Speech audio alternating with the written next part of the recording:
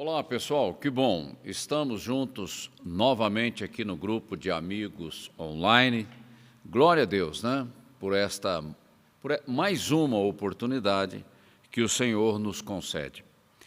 E eu agradeço a Deus pela tua vida, pelo teu interesse, nos acompanhando nesta série de estudos sobre fé, tomando o exemplo da vida de Abraão, extraindo ali alguma coisa do livro de Gênesis, ok? Deus te abençoe e o Espírito Santo te dê um entendimento claro, profundo, a respeito da vida do justo, porque o justo, pela sua fé, viverá, ok? Hoje nós vamos ver o estudo 24, Nunca é tarde demais. Nunca é tarde demais. Aqui nós vamos falar de idade, ok? Abraão viveu 175 anos. Sara viveu algo em torno de 127, se não me engano, ok? E Abraão, mesmo com toda essa idade, mesmo perdendo Sara como esposa que o acompanhou, ele continuou vivendo plenamente uma vida frutífera diante de Deus. Nunca é tarde demais para viver plenamente debaixo da perfeita vontade de Deus. Nunca é tarde demais para viver uma vida alegre, cheia de fé e de esperança. Nunca é tarde demais. A questão é que, com o tempo, a idade vai chegando, a gente vai como que desmoronando, não é mesmo? Dói aqui, dói ali, tem que tomar esse remédio, tem que tomar aquele outro. E a gente vai ficando meio desleixado, né, com o tempo. Coisas da velhice. Mas quem disse que tem que ser assim? Se nós vivemos pela fé, a fé ela é sempre nova, ela é sempre ágil, rígida, poderosa.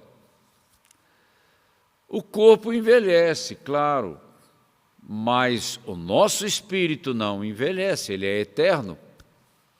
E agora o nosso espírito recriado é a habitação do Espírito da vida eterna, que é o Espírito Santo, a vida de Cristo em mim. Então a velhice não pode se transformar numa coisa enfadonha, pesada, difícil de carregar. Isso tem mais a ver com a minha alma, entende? E nós vamos estar falando um pouquinho sobre isso. Aqui a gente colocou uma frase no início do nosso estudo. Idade não define maturidade. Maturidade não é uma questão de tempo, apesar que a sabedoria para ser formada, edificada, estruturada, leva tempo, a gente sabe disso. Mas não é uma questão de tempo, porque muitos encurtam o tempo. Depende da disposição do coração. Aparência também não define caráter, porque a aparência, se ela não expressa legitimamente, genuinamente, aquilo que está dentro de mim, não passa de uma máscara. Então, a gente tem que prestar atenção como que as coisas espirituais funcionam. É sempre de dentro para fora, ok? E aqui nós temos uma passagem em 1 Coríntios capítulo 13, versículo 11, que diz: quando eu era menino, criança, falava como menino, sentia como menino, pensava como menino, agia como menino. Mas agora, quando eu cheguei a ser homem, maduro, responsável, desisti das coisas que são próprias da meninice. Isso fala de crescimento, de maturidade, de uma vida plena que está sempre em desenvolvimento, esse enraizamento que é para dentro, é dentro de nós, ok? E isso vai trazendo uma liberdade, um descanso muito mais de qualidade em Deus. Então, a velhice deveria ser algo assim, que pela experiência decorrida diante de Deus, experimentando o melhor de Deus, sendo provado, testado, produzindo sabedoria e maturidade na nossa vida, isso deveria trazer descanso. Eu conheço o meu Deus, conheço de andar com Ele, conheço de tantas experiências que eu tive com Ele. Agora, quando você é neófito, que você não tem muita experiência, a coisa mais comum é a ansiedade, é o estresse. No entanto, o que a gente tem observado é que a velhice traz um certo desânimo, um certo desleixo e às vezes até um certo medo de morrer. É o que a gente observa aí à nossa volta. Quando, na verdade, você viveu uma vida plena, frutífera para Deus, cumpriu a missão que Deus trouxe à tua vida, foi fiel, agora você descansa. Jacó teve uma experiência parecida, ele morreu dormindo, já numa idade avançada também. E Abraão aqui também está tranquilo. Não é? Ele diz, olha, eu conheço o meu Deus, e é para lá que eu vou. Essa confiança que vem de uma experiência de intimidade, ela traz descanso, ela traz paz ao coração. Evidentemente que você não vai ter aquele vigor, porque o corpo envelhece, mas o nosso espírito não. O espírito da salvação que está em nós, ele não envelhece, ele se renova a cada manhã. Então eu não posso deixar que a minha alma perturbe o meu descanso em Deus. É simples assim, porque a alma é agitada. Ela está acostumada com coisas de curto prazo, ela quer ver para crer, sabe, ela tem um desespero. Isso vem, é consequência lá do Jardim do Éden, né? A gente sabe disso. E nós aprendemos a lidar com o bem e com o mal, mas a gente não tem sabedoria para discernir entre uma coisa e outra e ter equilíbrio. Né? O pecado trouxe essa agitação dentro de nós. Mas nós somos guiados pelo Espírito Santo. Através do nosso espírito recriado, Deus comanda, governa, lidera a nossa vida. E o que Deus tem para nós é excelente. Não é rotina. Não é mesmice, não é, estou velho, e agora estou acabado. Na Bíblia não tem nada disso. Deus não fala nada disso. Deus olha para a velhice como chegou uma idade de descanso e de partida. Mas nós sabemos quem somos em Deus. Nós sabemos para onde nós vamos. Tudo isso traz descanso. e não inquietação, e não agitação. E uma coisa interessante, né? Com o tempo, depois de uma caminhada longa com Deus, as nossas orações, elas crescem em qualidade. É interessante. Sabe? E isso vem desse descanso em Deus.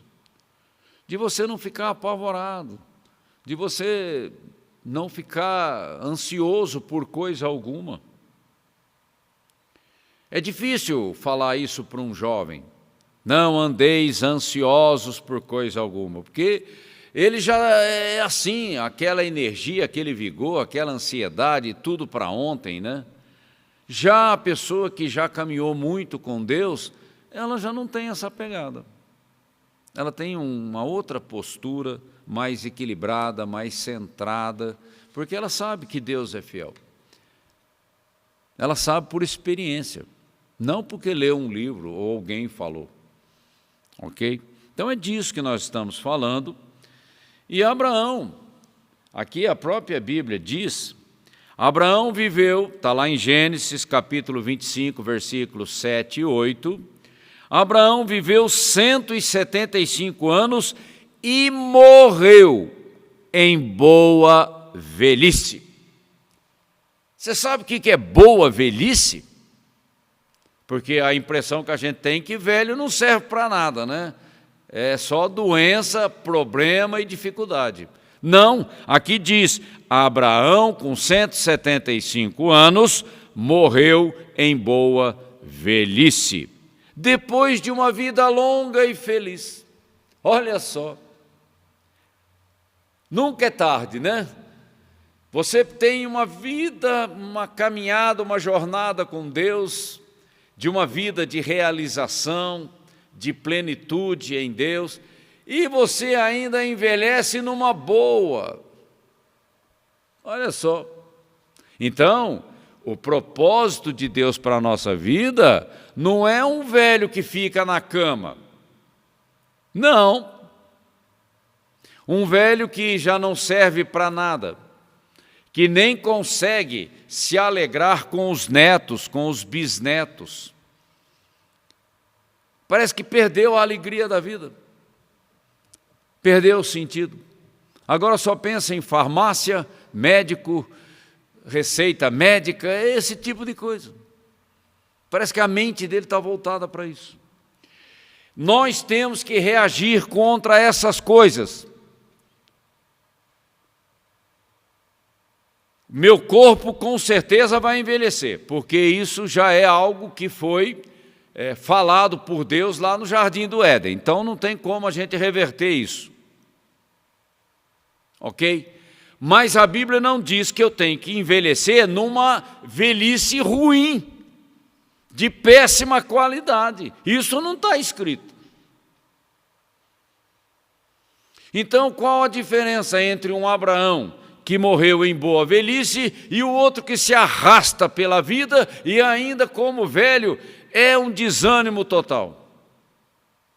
Onde que está a diferença entre uma coisa e outra? Está na visão. Uma visão que veio de uma jornada de intimidade com Deus, com o Espírito Santo.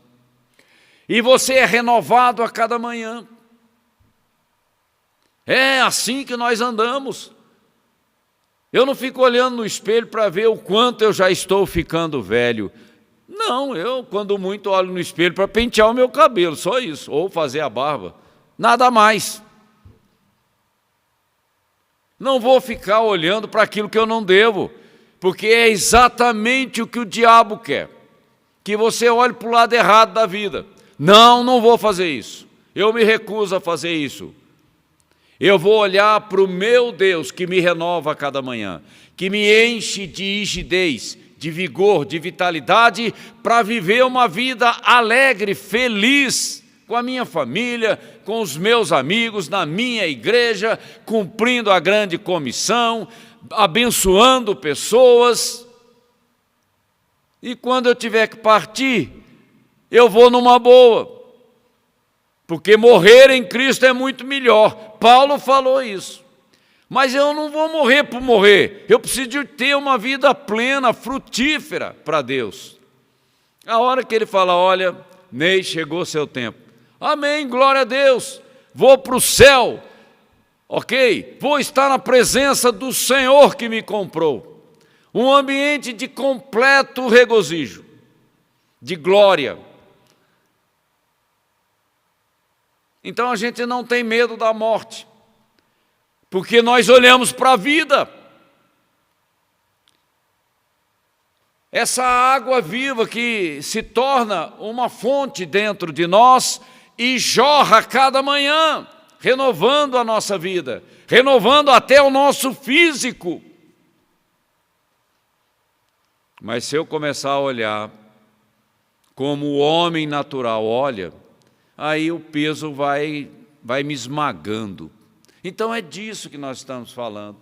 Abraão viveu uma vida alegre, plena, feliz, né, com Sara, um casamento que durou 112 anos. Abraão chorou muito quando perdeu a esposa, porque ele dava valor naquela mulher que Deus colocou na vida dele, que o acompanhou desde Ur dos Caldeus, ainda novinha, e que teve um filho aos 90 anos, um milagre de Deus. Abraão valorizava tudo isso, ele dava valor nisso, isso era importante para ele, porque ele via a mão de Deus naquilo. É outro olhar, é outra visão. Ok? E depois que Sara morreu, ele ainda teve outro relacionamento e teve mais filhos. Ele teve uma vida plena, plenamente frutífera. E aos 175 anos, em boa velhice, ele morre e vai para o céu. Simples assim. Na verdade, quando ele morreu, ele foi para o seio de Abraão, que recebe o próprio nome dele, que depois foi transferido para o céu, como o paraíso dos santos. A gente já falou disso aqui na nossa igreja. Então eu quero chamar a tua atenção, e chamo a minha também, porque eu também me incluo, é a nossa visão, é a visão de uma vida alegre, de uma vida feliz, de uma vida de paz com Deus, paz com os homens, cheio de alegria, de paz, de regozijo, com uma visão de utilidade, enquanto eu estou peregrinando na terra, abençoando minha mulher, abençoando meus filhos, meus netos, meus vizinhos, abençoando meus irmãos, minhas irmãs na igreja, enfim, uma vida com propósito. Eu tenho que olhar dessa forma, e é assim que Deus quer que eu olhe, para que essa renovação esteja diariamente presente na minha vida. Mas se eu olhar para as circunstâncias, aí a coisa começa a pesar. E aí vem a influência da minha alma, no sentido de governar a minha vida, quando na verdade a minha alma não deve governar a minha vida. Quem governa a minha vida é o Espírito de Deus através do meu espírito recriado. E o espírito recriado tem outra visão. É simples assim, e são decisões que eu vou tomando e vou seguindo em frente. Ok? E eu não posso ter uma visão imediatista, egocêntrica, só pensando nos meus interesses imediatos. Essa visão é uma visão já corrompida, que não vai trazer uma renovação abençoada na minha vida. Ok? E o presente passa, ele muda.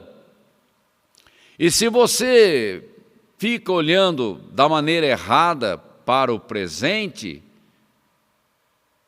parece que vai se tornando um fardo pesado de carregar.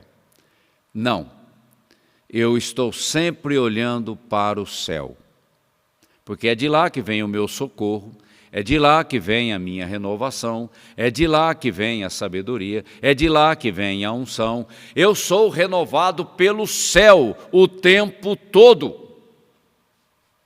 Senão eu vou andar em doença, eu vou andar rastejando pela vida, não numa boa velhice, mas rastejando pela vida, esperando a morte chegar. Olha que coisa mais sem sentido.